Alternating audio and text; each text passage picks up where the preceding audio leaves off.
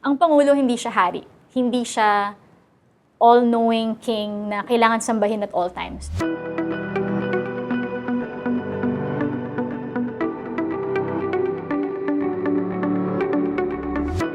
Ako si Ranada at kino-cover ko ang Malacanang or ang Office of the President. Para sa akin, yung biggest promise niya as a 2016 presidential candidate was yung promise to suppress or eradicate crime and corruption. So, napaloob na dito yung drug war, yung kanyang campaign against red tape and corruption. At nakita naman natin na even siya, inadmit niya na na-underappreciate niya yung problema, yung complexity ng problema, at yung extent ng corruption sa government, kung kaya hindi niya na kaya nagawa in 3 to 6 months, which was yung kanyang original promise. Medyo may inkling ka na of what kind of tact he would take. And the tact would be very public, kind of aggressive public stunts. May very aggressive street operations and very loud statements coming from the president. But you still see these deep-seated problems that are more, diba, institutionalized corruption, right? The customs, mga cops who are inside job operators. Despite his loud performances, his loud messaging, his press conferences railing about the drug problem. So you can see, 'di ba? Parang hindi usually tumutugma yung kanyang mga loud statements dun sa problems that require more complex, even a less glamorous approach to fixing these problems.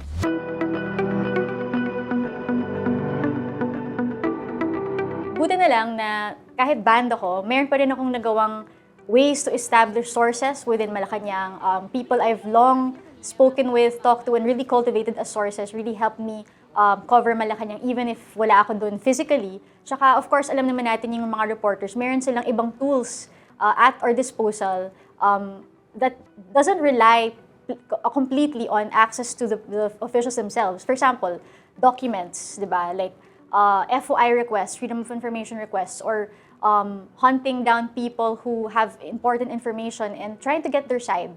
Also, scouring various records. It might not even be government records, but NGO records for information that could help you with stories that are still Malacanang stories or stories about how President Duterte governed. So, that was very useful for me, yung mga ganung tools na yun. It's really like, leather shoe reporting na wala ka doon, pero pwede namang puntahan yung ibang tao or ibang lugar kung saan makakuha ka ng information na relevant sa beat mo.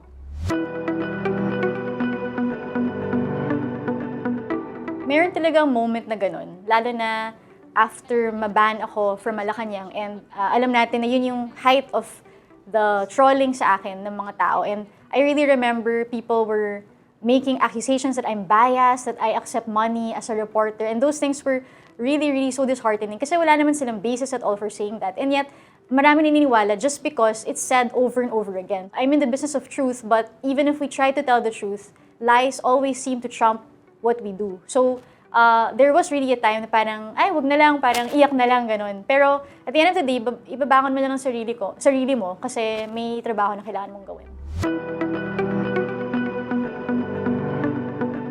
Si Duterte, very, very sensitive siya to criticisms from specific people, from specific sectors. Like, if alam niya na, coming from the politician's camp, yung person na yun, for example, he will really see it as purely a political move. And he will not think, for example, na baka may legitimate grievance behind it, baka citizens rin naman yung mga nagsasabi nito, kahit kalaban ko, there's still citizens who are, governed by him and who pay their taxes, who are Filipinos, diba? Who have rights as well. So, very, very sensitive siya, especially later on in his presidency. Like, you can really notice a kind of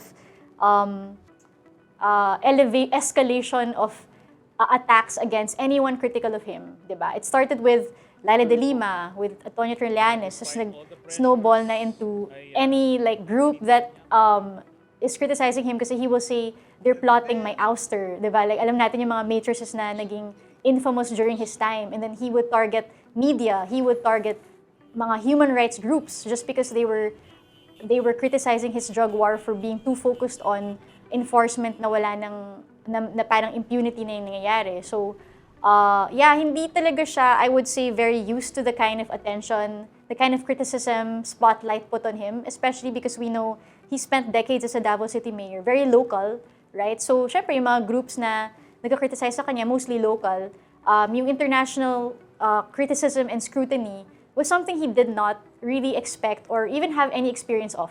So I think that was what really was very new to him, right? The International Criminal Court, the UN Human Rights Commission, di ba? Bagong players to. And I guess he realized later on that how much power these groups also have in terms of optics. And nagamit na rin yun in a way to really put the spotlight on the gaps of his presidency.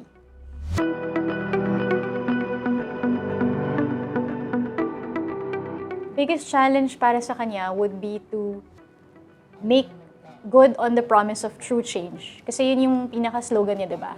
Tunay na pagbabago. And medyo tall order yun. Kasi yung Pilipino, sanay na, things are the way they are and will always be this way. And alam naman natin na ang dami ng politicians who promise this, maybe in a different slogan, in a different way, but always na, your life will be better, will be improved kung manalo ako. And si Duterte talaga, in-embrace niya yung promise na yun eh.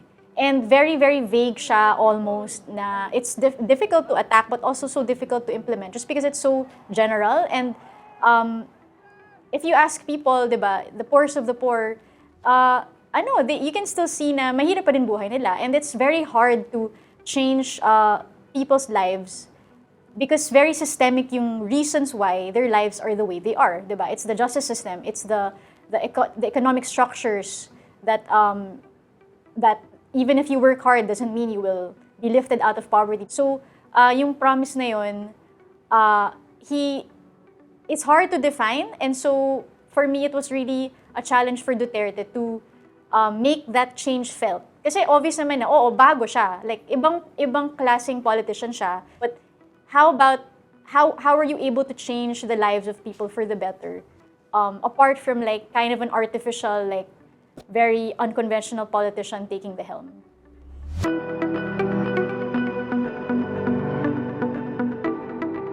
Yung strengths niya, I would say his stubbornness.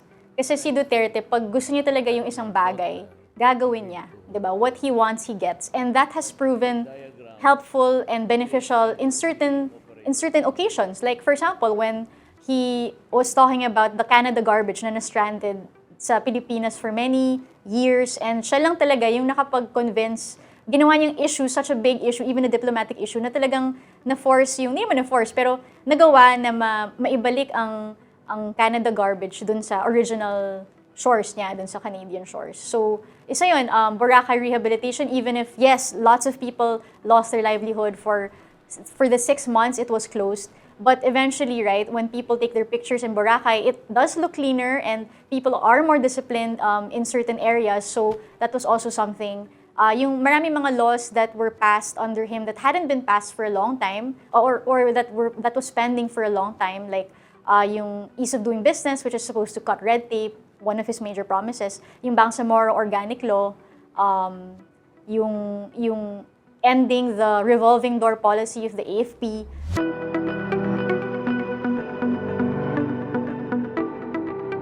Kahinaan niya, I think, would be his tendency to do shortcuts. So, on the one hand, yes, it's speed, it's things get done fast, but also a lot of people get trampled over, diba? If you don't think about the policy, you also don't think about or consider the people who might get affected, who might suffer from it because of the lack of analysis on something.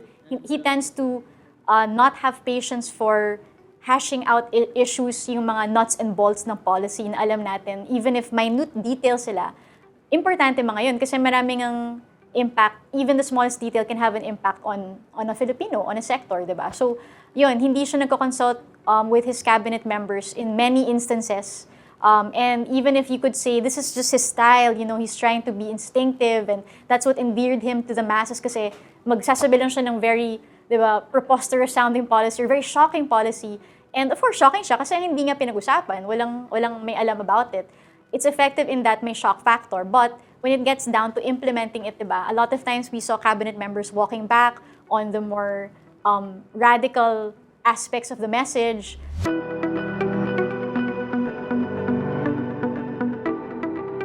Talagang para sa akin yung biggest crisis would be the COVID-19 pandemic.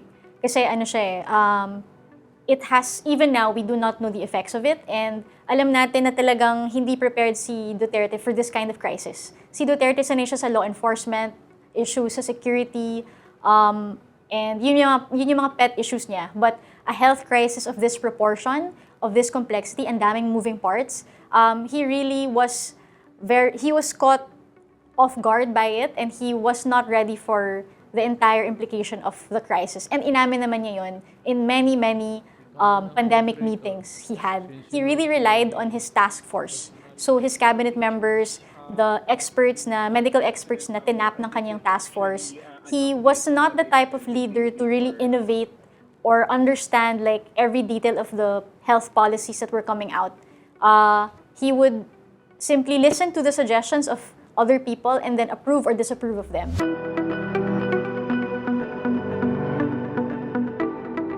Pag tinatanong ko yung mga supporters niya pa rin, palagi nilang sinasabi na si Duterte, ginagawa niya yung sinasabi niya. I think yung impression of decisiveness, and this is also reflected in surveys, really benefited Duterte, and we can really attribute this to his performative style of governance. But the fact that he is making loud promises, even threats come across as decisive to people. Kasi at least may ginagawa siya. Like, nung time na 2019 water crisis, di ba? Sinama niya talaga yung mga Maynilad concessionaires, and even like threatened to review or to take out their concession agreements. Tapos mayroon pa siyang order na, I order MWSS to release water from Angat Dam, good for 150 days. Very performative, very like loud and messaging tactics that get people's attention. And so what impression they get is, may ginagawa siya.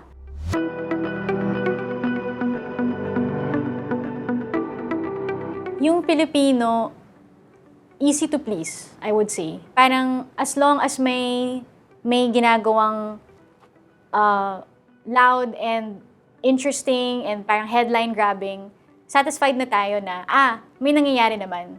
Hindi na natin masyadong iniisip kung ano yung implications nito, kung sinong matatamaan, na baka, di ba, yung ibang rights natin na tatabunan na just for the sake of quick action. So we're so easily impressed by big words that we forget that these big words might be so shocking for a reason. Kasi nga, it steps on guardrails that have long protected our freedoms, yung guardrails of democracy. Si Pinoy, from the profiles I've read about him and the people who've covered him, very, very in tune siya sa mga details. Detail-oriented si Pinoy. I remember one anecdote where he would agonize or even fret about details in a PowerPoint presentation. And, like, he would really read through all of the reports ng kanyang mga cabinet members. Si Duterte, talagang opposite noon. Hindi siya detail-oriented, hindi siya yung type who will get frustrated over details like that. Flip side naman, he would be the type who would like forget or not really understand or grasp yung nuances ng isang policy. Kahit kailangan mag-grasp yung mga nuances na yun para maging informed yung kanyang decisions. So si Duterte talagang act first, think later. What I see is a major thing. And I guess Duterte would be a president who really likes to be seen in mingling with, like people on the ground. For example, pag may disaster, may storm, may earthquake, pupunta talaga siya doon and wala siyang qualms about hugging and showing emotion. Whereas I remember Pinoy had some criticism thrown at him, diba, for appearing to be not very sympathetic to victims of a tragedy.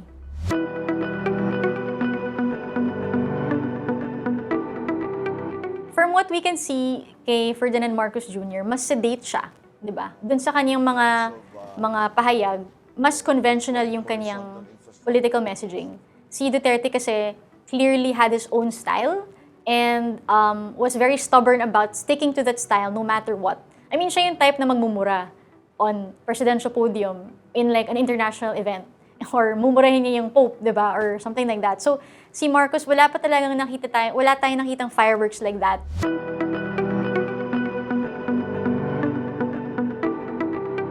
I realized that the presidency is not just one person.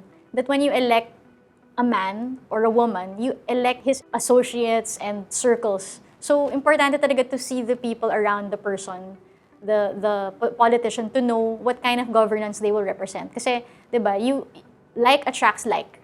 So, makita mo talaga yung mga tao in Davao City who were very loyal to him, he brought them to Malacanang. And that did affect in very, very big ways his governance, who he appointed, the rules that he supported, the policies that he backed.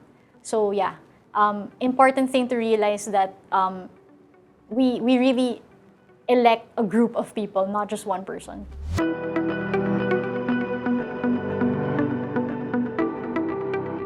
Para sa akin, it's really how do we govern with all of the things that Duterte did and undid in our country. Parang pwede pala magamit yung gobyerno para sa isang agenda.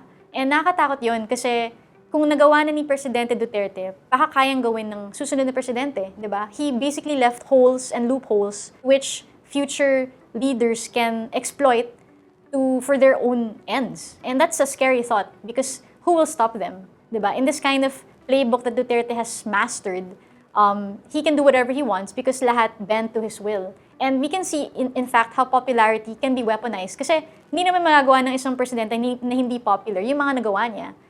Diba? So it's really a question of how do you use your popularity for good or for evil, for your agenda or for the people's agenda. And we know that the next president has an astounding mandate of 31 million. It's good that so many Filipinos are on the same page, but it's also scary to think how much of a license does that popularity give him in his mind na he can do. Kasi popular ako, and dami may gusto sa akin. So, can he do whatever he wants? It's really up to Filipinos to be our own guardians of democracy. Kasi anyone with power, if you have power, di ba, they might one day wake up and decide, oh, I'll use it, even if it might not be for the good of the country.